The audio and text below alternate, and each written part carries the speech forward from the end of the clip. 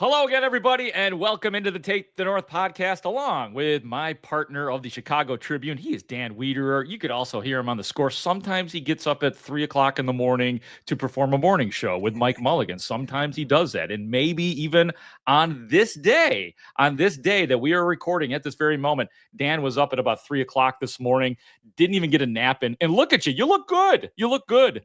3:45 alarm this morning. This is the first time I've hosted the morning show and actually gotten to sleep successfully the night before.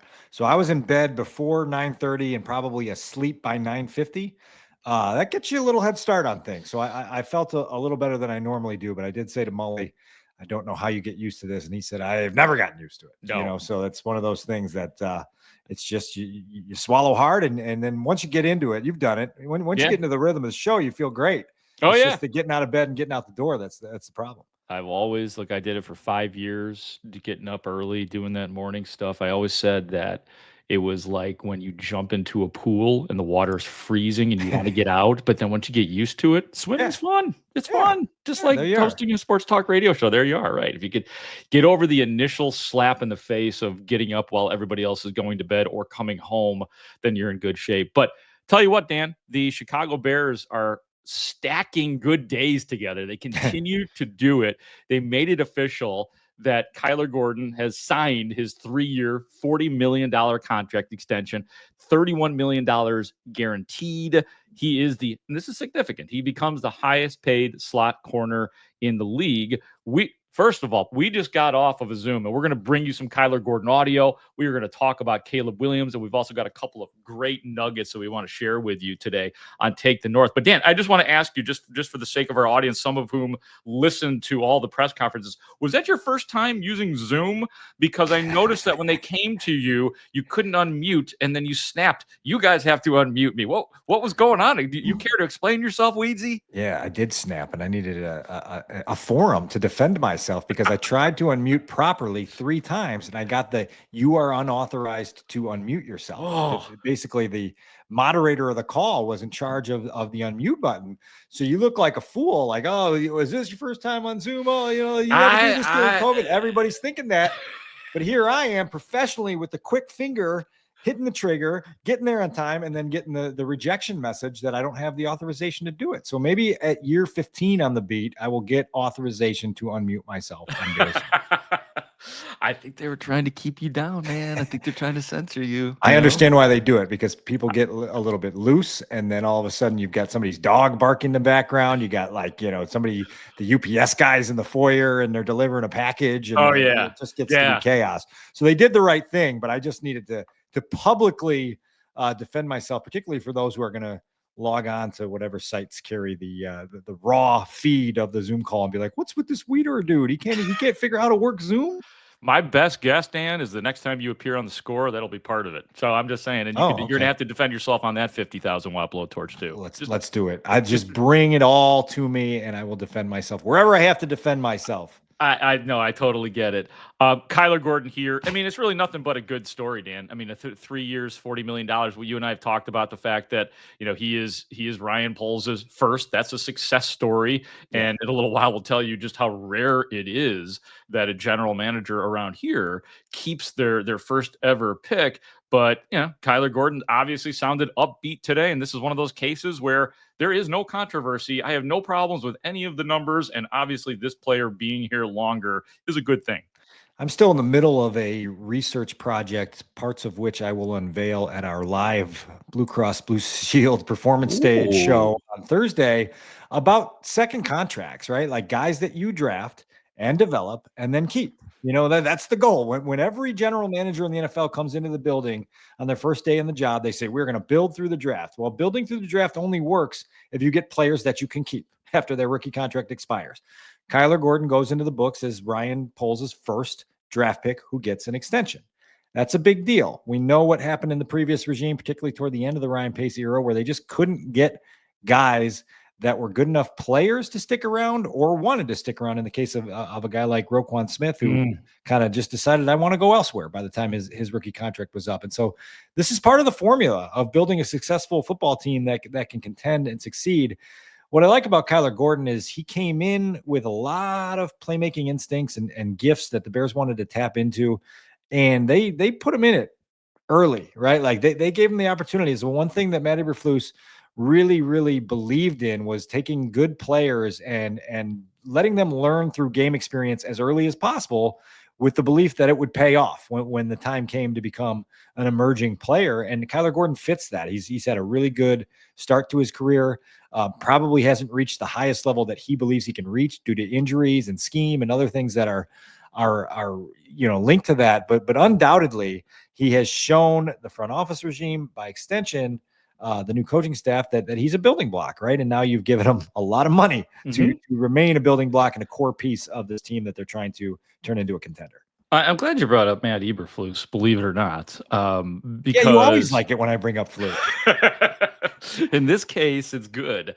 Because I was thinking, Kyler Gordon sounded very excited about Dennis Allen, and he should be very excited about Dennis Allen. I'm excited about Dennis Allen, but Matt Eberflus gets credit not only for partially the development, but putting him in really good positions to succeed. That's all we ask for from the coaches, and many times the Bears have failed to do such things over the years, but dialing him up for the blitzes, putting him in positions, moving him up in the box to tackle, because this is a guy too who, and I think that it took us all a while to catch on to it, he's a very physical player. Kyler Gordon likes to tackle, likes to hit, and he's also very good with his feet, and he can make plays. I mean, he's a playmaker. Somewhere in an old hard drive of mine, I want to find at minimum a story, at maximum a quote file of then Vikings defensive backs coach Joe Woods. This is probably 2012. Do you call him JW, by the way? Because I noticed all your old friends, you do the initials. JW,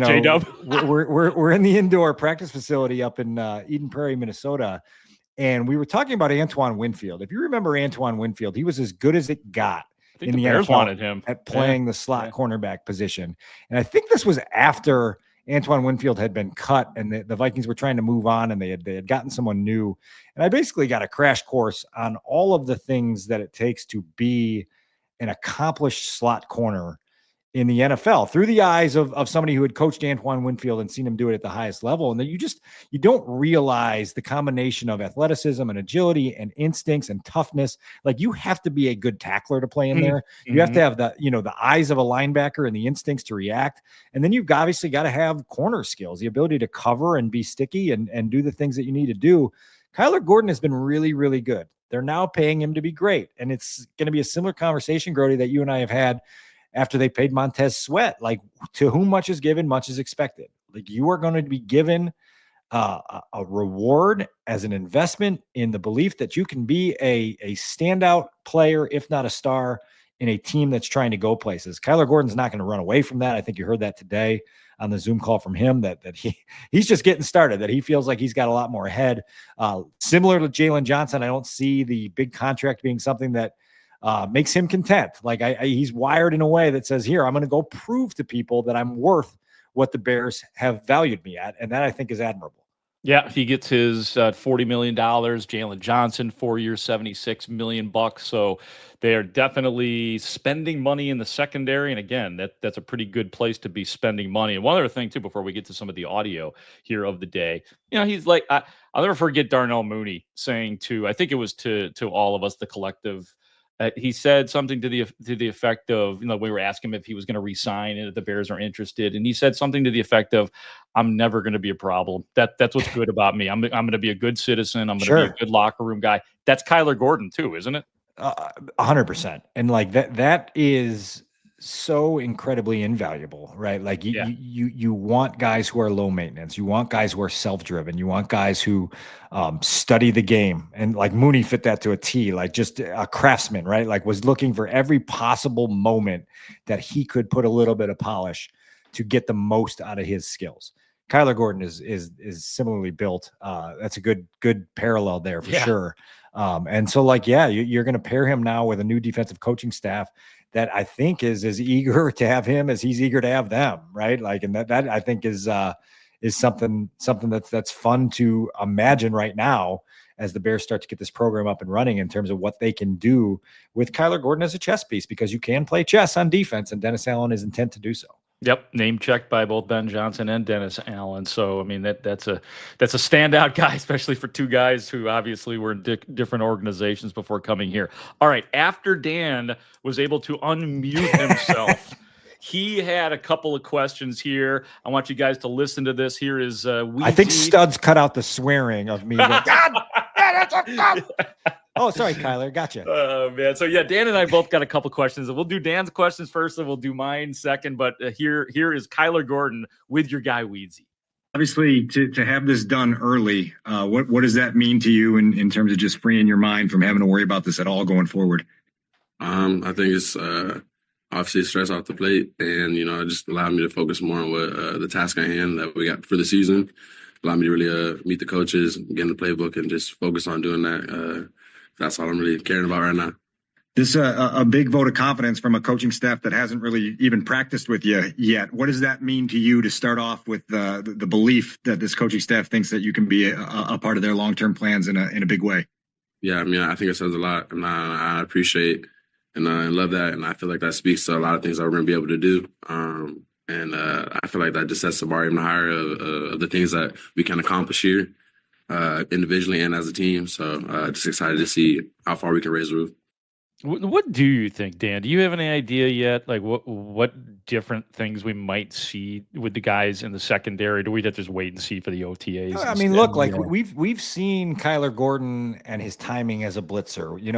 That's something that I think you're going to be eager to use. And when you hear Ryan Poles at the owners' meetings a couple of weeks ago talking about some of Dennis Allen's philosophies of just finding places to win and then go winning your one-on-one matchup, like they're going to give Kyler Gordon that opportunity, not only in coverage, but as a guy that can add to their pass rush selectively and strategically. And so, you watch that. We heard the name of Tyrann Mathieu come up today from Kyler Gordon as a guy that played in DA's system in New Orleans and had some success, and that he can watch and try to, probably different overall roles and visions, but there are going to be similar overlaps where you can take some things and borrow from it.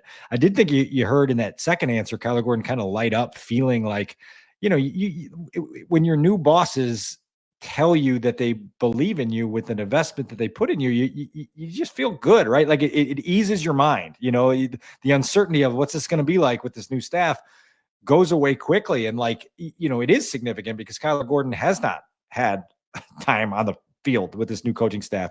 And so when you have a regime change, but not a house cleaning, the front office, Ryan Poles and his staff can say, listen, like what you just said a couple minutes ago, Grote, this is a low maintenance, hardworking guy. You don't have to worry about his work habits.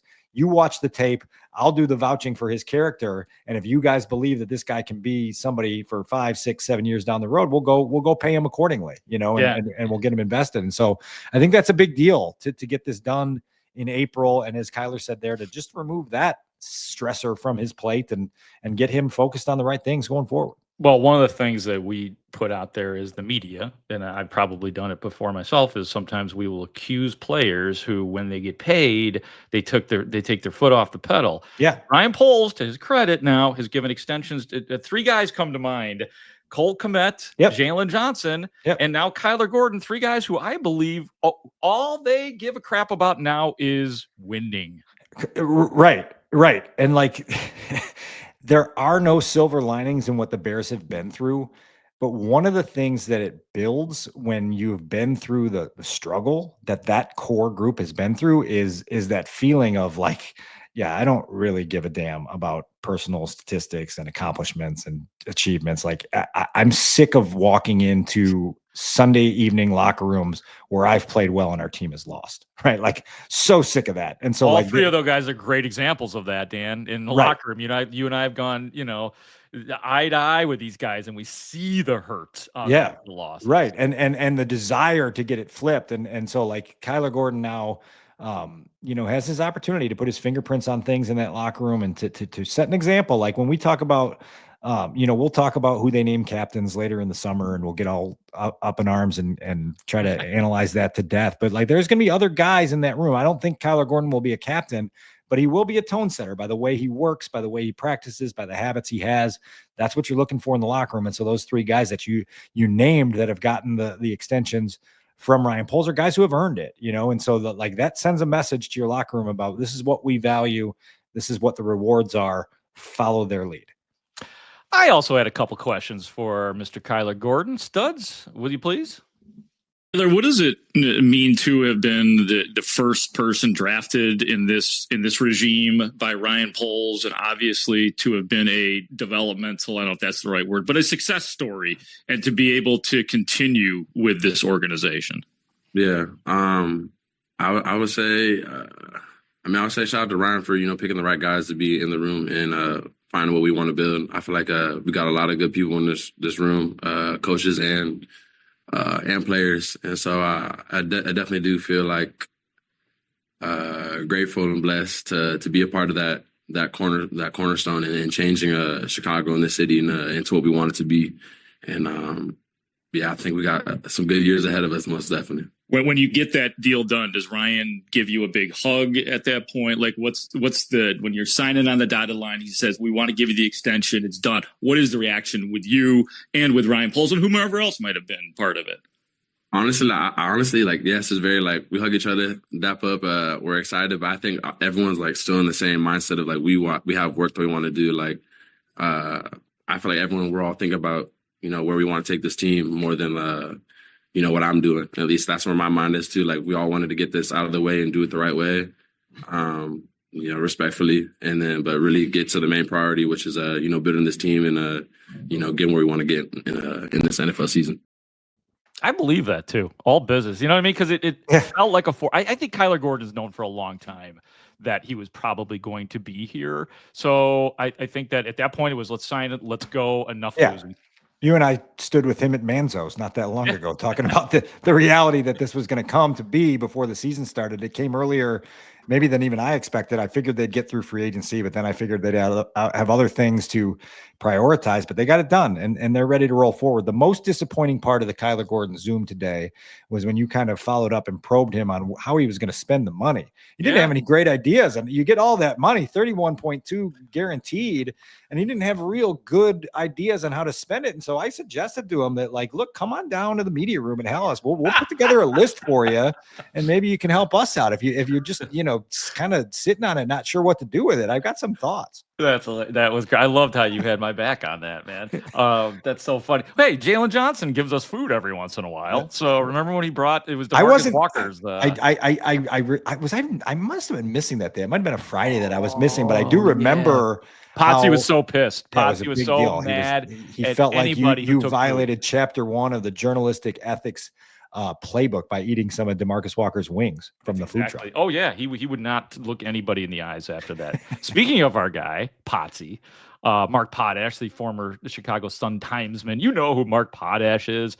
Great tweet here from him in regards to the question that I asked him about, and that you and I talk about, how that this Kyler Gordon was Poles' first ever draft pick. Fun fact from Mark Potash, he says, Ryan Poles is the first Bears GM/VP of player personnel to sign his initial draft pick since Dave Wanstead and Rod Graves drafted Curtis Conway in 1993. The last actual GM to do it was Jim Finks in 1975, running back Walter Payton. So yeah, Conway.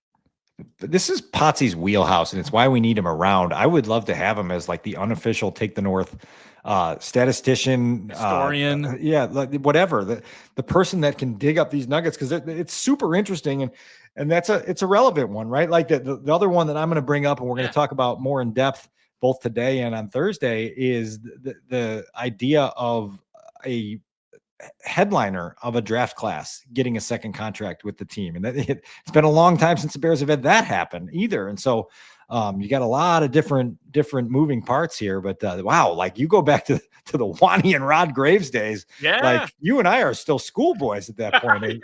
and I did love Curtis. After he got over his initial homesickness, I don't know if you remember all of that with Curtis. I mean, now I'm being the team historian, but when he first came to the Bears out of USC, he was very homesick. It felt like he didn't like Chicago, which I understand. I mean, I imagine Chicago relative to being a Southern California kid, that's pretty tough. So cheers to Caleb Williams. Yeah, right. Really seems to have taken to Chicago. who we'll get to in a minute, who was in Denmark during this offseason with his significant other, which was featured in an Esquire article, which we'll get to. But we have another tweet here. Do you have it in front of you, or do I need to pull it up? I got it right here. You pull it up. I'll explain it. Yeah, okay. So this is from the Chicago Bears Twitter account, to be very clear.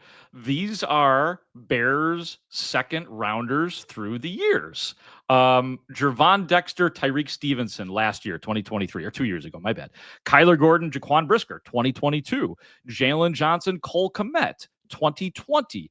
Alshon Jeffrey, 2012. Matt Forte, 2008. Devin Hester, You Are Ridiculous, 2006. Charles Peanut Tillman, 2003. And maybe my fave of the whole bunch right there, Mike Brown, because I didn't cover him, 2000.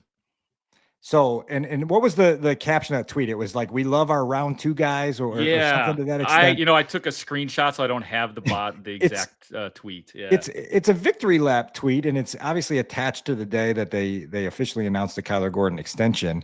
It is so hard to be a social media hype person for an organization that is so consistently lost in the woods, right? And so, like, my first reaction to that was, yeah, go ahead, give yourself a round of applause for round 2, but do you guys really want us to dig up round 3? Do you want us to dig up round 1? We could and play so these games. I did, Grote. I did it. I went ahead and I dug it up. And so let me give you, this is for our buddy Tyler Dunn, just to show that we're not a pandering podcast. Right. Point, counterpoint. Here comes the counterpoint. TD. Yeah. All right. So I'm going to give you the 3rd round picks during my time on the beat. Started here in 2013. These are the Bears' 3rd round picks. You raise your hand the first time you hear the name of a player that you love. Okay. I'll say just for our listener, I'll say check. That'll be it. Okay. Will Sutton, Hronis Grasu, Jonathan Bullard, David Montgomery, check. Velus Jones, Zach Pickens, Amangaji. Footnote: these are the 3rd round picks that were given away in trades. 2013, Brandon Marshall trade. That pick went away. 2017, 2018, those went to San Francisco in the Mitch Trubisky trade. 2020, traded up for Khalil Mack. That was from 2018. They were still giving away picks a couple years later. 2021 didn't have a 3rd round pick because they traded up for your guy, Tevin Jenkins. My guy. If anybody wanted to do the social media rebuttal to the round 2 celebration, and there it is. That wouldn't look real good with the pictures. Why did you not subtweet this to Potsy already, by the way? I should have. Because he would do it. You know, there was an old saying in the days of Bear Download with me and Rich Campbell, save it for the pod. And so here I did. I saved it for the pod. Thank you, Dan. It's exclusive for you. It's exclusive for our audience. Now let me give you the 1st round, right? This is a round of the draft where you should succeed. Yeah, get the last few ounces of that Pedialyte down. Yeah. Let's get this rolling here. All right, 1st round draft picks in the time that I've covered the team. Kyle Long. Check. Good. Kyle Fuller. Check. Good. Kevin White. Oof. Leonard Floyd. I mean, Mitch. Yeah. Roquan. Justin Fields.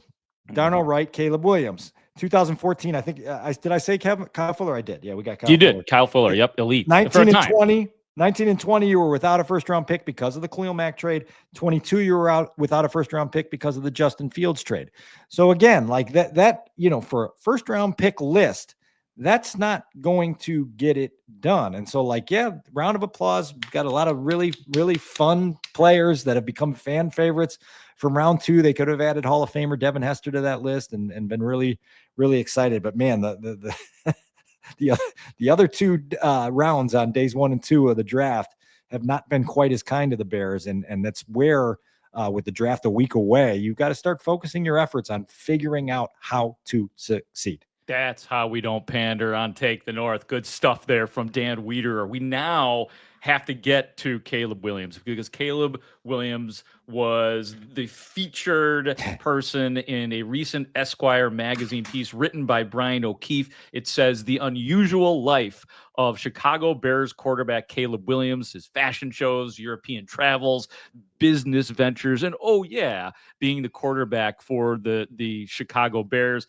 It was quite a piece. I mean, it really shows the complete person that Caleb Williams is away from football. And we'll definitely get to the football stuff because there is football stuff in here too. But Dan, your initial reaction to this article and what stood out to you? Well, like you get to the end of it and then you realize like, okay, like the Esquire Magazine audience is not a direct overlap of the Take the North Bears fan audience, right? Like, so there's a lot of ground covered in that Esquire piece that we covered 12 months ago, right? And so you're saying, okay, like part of you as a competitor is like, oh, I'm relieved that there wasn't a whole lot of groundbreaking new ground there that I have to chase or react to. There were some things at the end from the football part of things that were notable. I do think that it's really interesting when people are getting to know Caleb for the first time that you revisit the same kind of tired narratives. It's the, the interest in fashion, the fingernails, what color was the cell phone case when he was at the USC women's basketball game, all these things where you're like, okay, I thought we got past that. Caleb Williams has a quote unquote unusual life, but is it all that unusual? I don't know. Like, we'll see where he takes his football career. I do like the fact that he has other interests. I do like the fact that he isn't sitting around kind of waiting to live the life that he wants to live. But now, as you and I both know, this is all about, if you're going to be a cover, athlete of a magazine like Esquire, it better come with some backed up on-field production that justifies all the attention and interest. And so that's the next step for Caleb is getting in with this new staff and taking his game to new heights. I agree with you on that because as I read it, and I've heard people discussing it and saying, even my radio stations, oh man, you got to check out this stuff from like learning about. I'm like, I do think like none of it really surprises me about Caleb Williams. And we had a little piece of, and look, this guy's been getting paid since college, so he's got quite the bank account. So this doesn't surprise me. There are some quotes in here, though, on the football side of things that were written about. Let me give you one of those here. And this is the writer of the article, Brian O'Keefe, here, first of all. And I will tell you when there's a quote.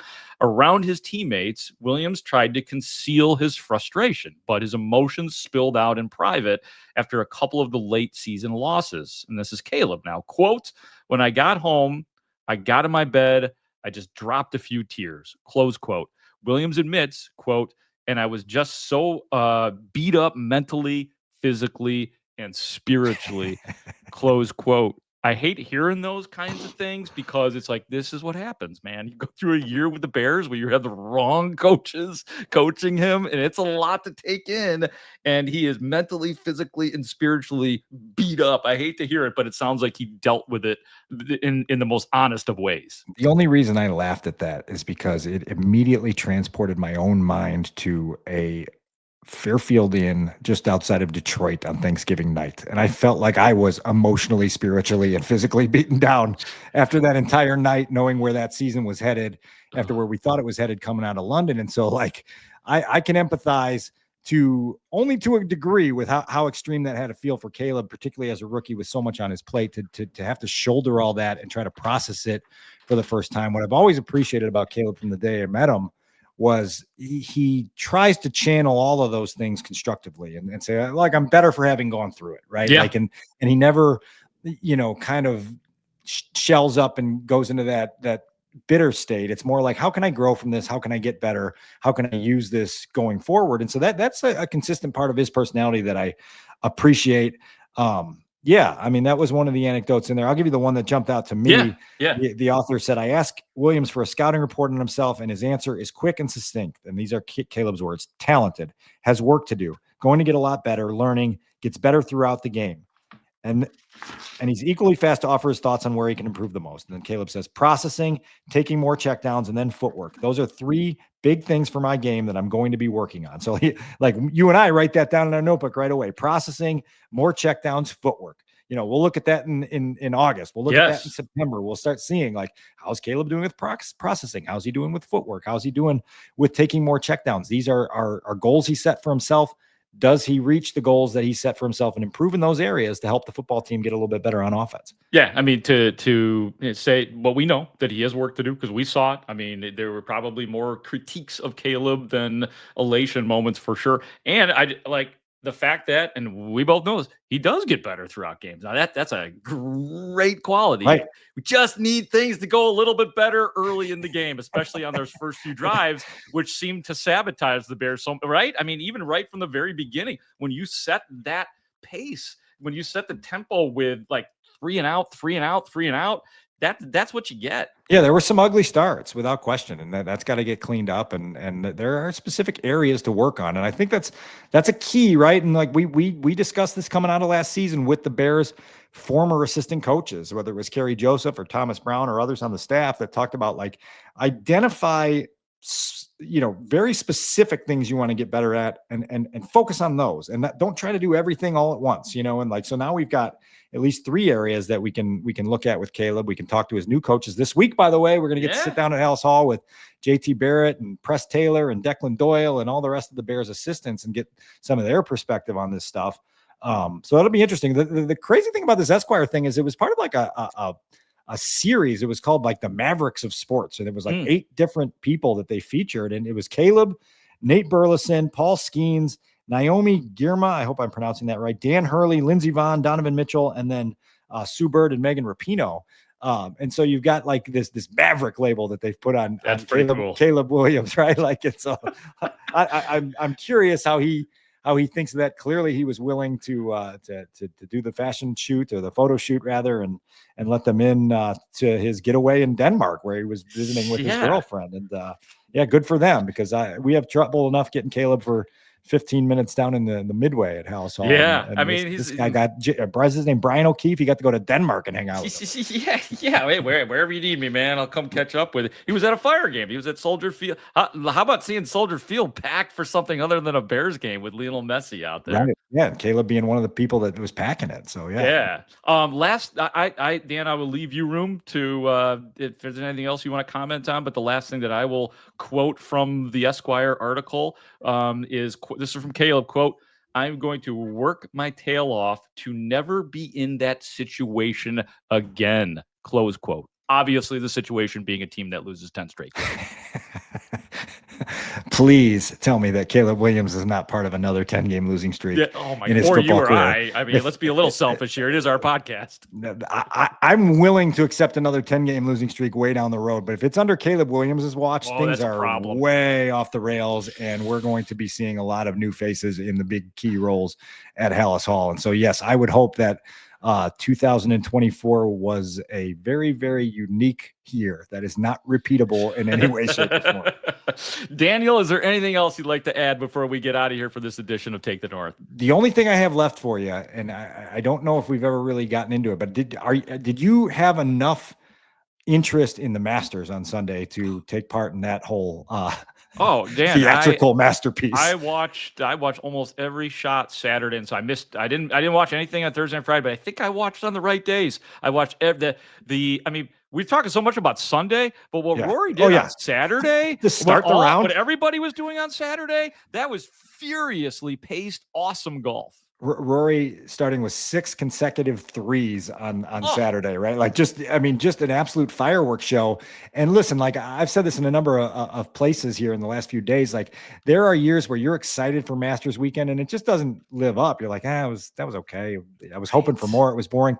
This one, you're right. Saturday and Sunday, but particularly Sunday, it was like every 5 minutes there was like a plot twist and a bomb dropped, and it was like one of those great like binge shows that you watch on Netflix where you're like, just tell me what's next. Like I don't want this to end, right? And you're like, this next episode can't be as good as the last one. You're like, holy cow, we just put it just dropped it in the creek. I mean, like, I don't know, man. Like as a sports fan, as a sports, writer and broadcaster, that was theater of the highest degree, with an ending that was as equally compelling in every way imaginable, from the heartbreak to the redemption to everything involved. I wanted to get your take on it, because I've been mesmerized for 3 days. It's so great. And I mean, I was like, with Rory, I was like, look, man, you brought me into this. Do not blow this. I was like, you got me emotionally invested, because for the most part, I'm not spending a lot of time watching golf. But I was like, and I wanted to give up. You know what I mean? I wanted, just like him, like when he made that bad shot on 13. Yeah. I was like, double bogey. What was that shot you just took? You just put it in the from like 110 yards. Yeah. Yeah. Dan Wiederer would have made that shot. Would not have responded quite the same. Actually, that's so funny. I actually heard Mully say something. You seem like a mild-mannered chap. And I laughed too. I think I was still laying in bed. I'm like, what? Yeah, you know. My late father was up above listening to that going, hold on a minute. Let me try to get on the line here. Let me set the record straight. I have been known after you got a little red ass. That's okay. After missing some putts, there's sometimes a Paul Skeens fastball that goes flying off the green towards the tire of a golf cart. That wouldn't have been safe at Augusta. It would have been implanted in someone's cheek over there in the gallery. They wouldn't have been able to move, and it would have been probably a lawsuit and a pretty embarrassing moment for me. But good for Rory. You probably heard my parallels to the 2016 Cubs about just that was good. The need to reset, right? Like you've got this time between probably some of the heaviest heartbreak you'll ever feel, and then having to go back out and finish the competition that you were engaged in. It was so similar to the rain delay. And you're like, how the hell are you going to get back on that tee and calm yourself to play a hole that has the greatest stakes of any hole you've ever played? Right. To his credit, he plays it perfectly. Perfect drive, perfect approach, perfect putt. Right. And to match the shot that had been taken by Justin Rose. Yeah. So it was just unbelievable. All right, Dan, let's get out of here. For Dan Wiederer of the Chicago Tribune, he knows how to mute on Zoom. Just make sure you understand that. He is Dan Wiederer. I am Mark Grote for Adam Stadzinski. Thank you all for listening to and watching the Take the North podcast. Great talk. See you out there.